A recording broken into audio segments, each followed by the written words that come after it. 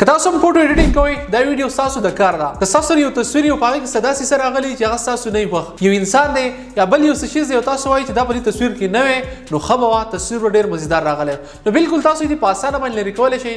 چاته پته هم نه لګي چې دلته کې څوک ولاړ و، دلته کې څه شیز پروت و. کوم اپلیکیشن دی او څنګه یې ډاونلوډ کولی شو، راځئ چې طریقې درته وښیم. دې لپاره د ټول نه اول تاسو لاړ شئ ګوګل کروم ته یا بل براوزر ته سرچ کړئ apkvinam.com.